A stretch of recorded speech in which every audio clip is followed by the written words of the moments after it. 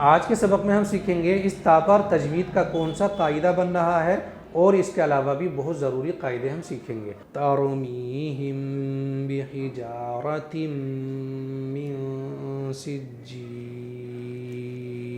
اس تا پر ادغام باغنہ کا قاعدہ ہے۔ اس قاعدے کے بننے کے لیے ان دو شرطوں کا ہونا ضروری ہے۔ پہلی شرط میں یہ چاروں چیزیں آ جاتی ہیں، دو زبر دو زیر دو پیش اور نون ساکن۔ دو زبر دو زیر دو پیش کا ایک نام بھی ہے تنوین۔ دوسری شرط میں یہ چاروں حروف آتے ہیں، یا واو میم نون۔ اس تا پر اگر ہم غور کریں تو دو زیر آ گئے ہیں پہلی شرط میں سے، اور دو زیر کے فوراً بعد میں میم آ گیا ہے دوسری شرط میں سے، اس لیے یہاں پر ادغام باغنہ کا قاعدہ ہے۔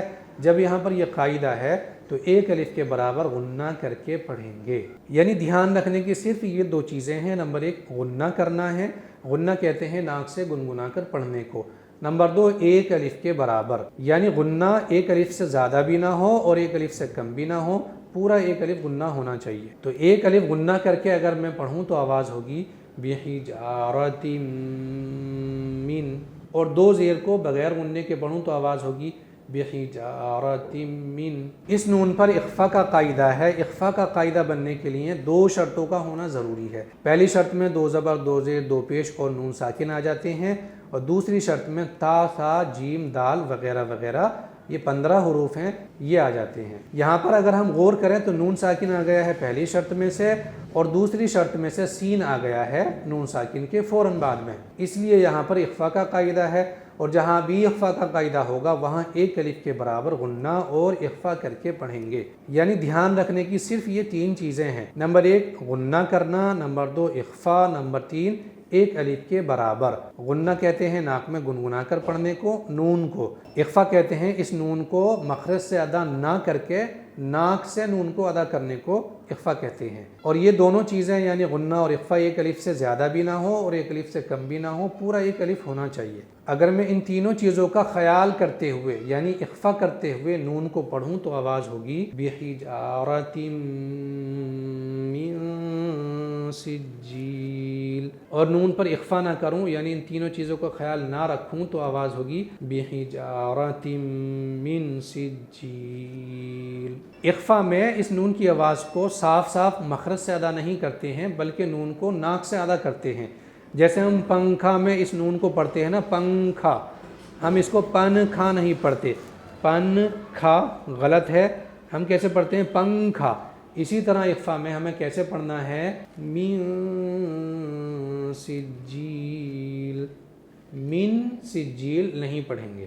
اس لام پر دو زیر ہیں تو ہمیں کیسے پڑھنا چاہیے سجیلن، لیکن کیونکہ آگے آیت آ چکی ہے تو ہم لام پر سکون لگاتے ہیں۔ کیسے پڑھتے ہیں ہم سجیل، یعنی لام پر سکون لگاتے ہیں۔ تو اس کا قاعدہ ہم سیکھیں گے، اس کو آیت کرنا بھی کہتے ہیں اور وقف کرنا بھی کہتے ہیں۔ جس حرف پر ہم آیت کر رہے ہیں اس حرف پر اگر ان پانچوں حرکات میں سے کچھ بھی آ جاتا ہے، زبر زیر پیش اور دو زیر دو پیش، تو آخری حرف پر ہمیں سکون ہی لگانا ہے، اور کہیں بھی چاروں علامات آتی ہیں تو ہمیں وہاں پر وقف اور آیت کرنا چاہیے۔ اگر اس لام پر دو پیش بھی ہوتے تو ہم کیسے پڑھتے سجیلن کو سجیل، یعنی آخری حرف پر سکون لگاتے، اور اس لام کے اوپر زبر ہوتا تب بھی ہم کیسے پڑھتے سجیلا سے سجیل، یعنی آخری حرف پر ہم سکون ہی لگاتے۔ یہاں پر ضروری نہیں لام ہو، چاہے یہاں تا ہو، جیم ہو، نون ہو، کچھ بھی ہو، لیکن اس حرف پر ان پانچوں حرکات میں سے کوئی بھی حرکت آ جاتی ہے تو اس حرف پر ہم سکون ہی لگائیں گے، حرف چاہے کوئی بھی ہو۔ یہاں پر اگر آپ غور کریں تو میں نے یہاں پر دو زبر نہیں لکھے ہیں کیونکہ دو زبر کا الگ قاعدہ ہے۔ اگر اس لام پر دو زبر آتے اس طرح سے تو ہم کیسے وقف کرتے، اس لام کو بھی رہنے دیتے اور اس زبر کو بھی رہنے دیتے، لیکن اوپر والے زبر کا ہم الف بنا دیتے اس طرح سے۔ یہاں میں نے لام بھی رہنے دیا اور زبر بھی رہنے دیا ایک، اور دوسرے زبر کا الف بنا دیا، تو کیسے پڑھتے سجیلن سے سجیلا۔ اچھا، یہ دو زبر ضروری نہیں لام پر ہوں، چاہے را پر ہو چاہے جیم پر ہو، تو ہم ایک زبر کے ساتھ میں الف پڑھیں گے، یعنی اس حالت کے اندر ہم آخری حرف پر سکون نہیں لگائیں گے۔